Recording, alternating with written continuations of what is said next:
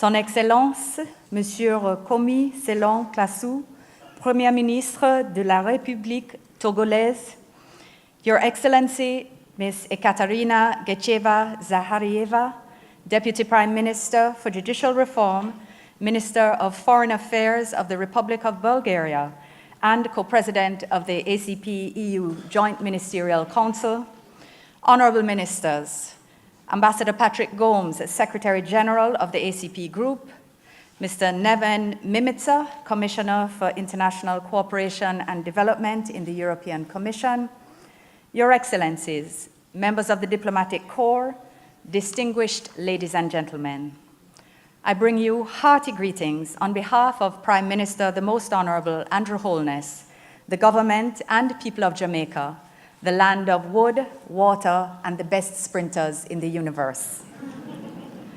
I am truly delighted to be here and consider it a great honor to be the ACP co-president at this 43rd session of our joint ACP-EU Ministerial Council. Je voudrais d'abord saluer la présence ici de Son Excellence Monsieur Komi Selon Klasu, Premier ministre de la République togolaise. Monsieur le Premier ministre, votre présence et votre participation à nos travaux d'aujourd'hui témoignent de la haute priorité que la République togolaise et la région Afrique de l'Ouest tout entière accordent aux activités du groupe ACP et à notre partenariat avec l'Union européenne.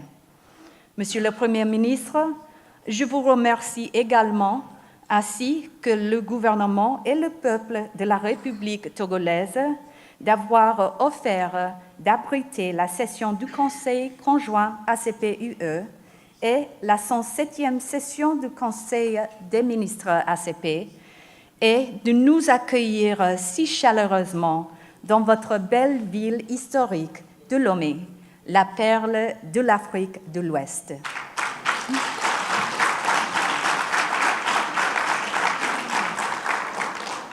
En effet, l'histoire de Lomé et celle du groupe ACP et de ses relations avec l'Union européenne sont profondément liées. We fondly recall that Lomé was a host of the signing ceremony for the first accord between 46 ACP states and the 9 members of the then EEC in February 1975. Through that first Lomé Convention, 3 of our joint institutions were created, namely the Council of Ministers, the Committee of Ambassadors, and the Joint Assembly. The Lomé Convention is also historic in that it is the longest existing accord between the ACP and the EU, lasting for 25 years between 1975 and 2000. More recently, Lomé has hosted various meetings of our joint institutions and therefore occupies a preeminent place in the evolution of the ACP group and its aspirations for the future.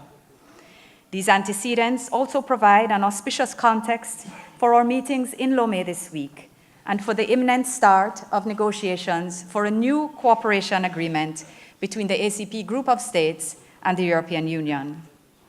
Honorable Ministers, ladies and gentlemen, our 43rd Joint Council session comes at an important juncture in the framework for cooperation between the ACP and EU. The imminent expiry of the current Cotonou Partnership Agreement provides a unique opportunity for us to modernize our relationship and ensure that we conclude a successor agreement that's fit for purpose and caters to the needs of current and future generations.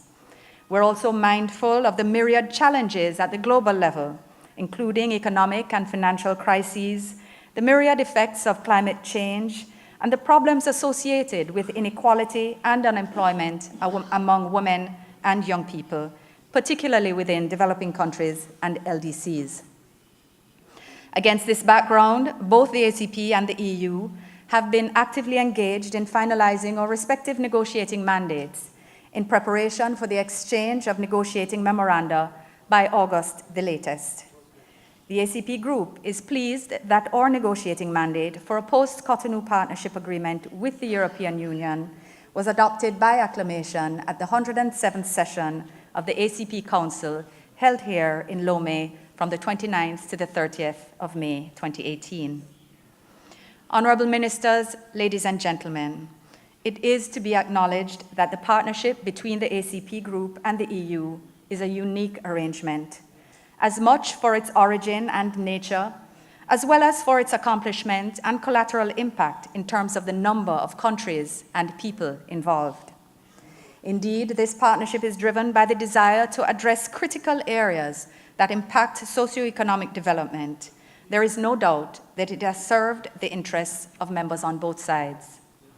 We believe that the renewal of this partnership along the lines envisaged and the mutuality of this expressed desire to so renew will help us together to refine our approaches to national and regional issues and define our ability to contribute collectively to a stable and progressive international environment, leaving no one behind. Our joint task, therefore, as we meet ahead of the anticipated launch of the negotiations, is to ensure that a solid foundation is laid, that all are on board, and that the mechanisms we put in place now will lead to a worthy and beneficial outcome for all. Beyond the matter of the launch of our negotiations, this 43rd Joint Council session will address various themes, including development finance cooperation, climate change, migration, as well as economic and trade cooperation. Other sub-themes on our agenda include the situation of middle-income countries, the exploitation of natural resources, and vulnerability and disaster risk reduction. These issues highlight the multidimensional nature of our relationship and the prospects for enhanced cooperation in international fora. I look forward to our deliberations. Honorable Ministers, ladies and gentlemen, I wish to conclude by paying tribute to our co-secretariats and their tireless efforts in preparing us for this 43rd Joint Ministerial Council, a task they have undertaken with dedication and fortitude since the ACP partnership began in 1975. I must also express appreciation for the contribution of our ambassadors who met in April to prepare us for this council session and to sign off on the topics we have before us.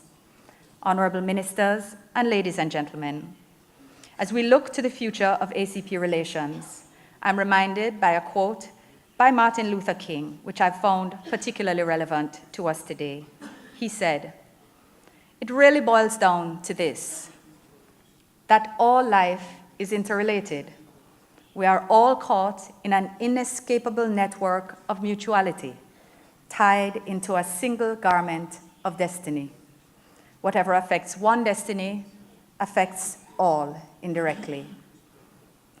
Our actions on this journey, ladies and gentlemen, towards a new ACP-EU partnership agreement and thereafter will indeed affect us all. Let us strengthen our resolve as we prepare to clothe ourselves in this new garment of destiny. I thank you.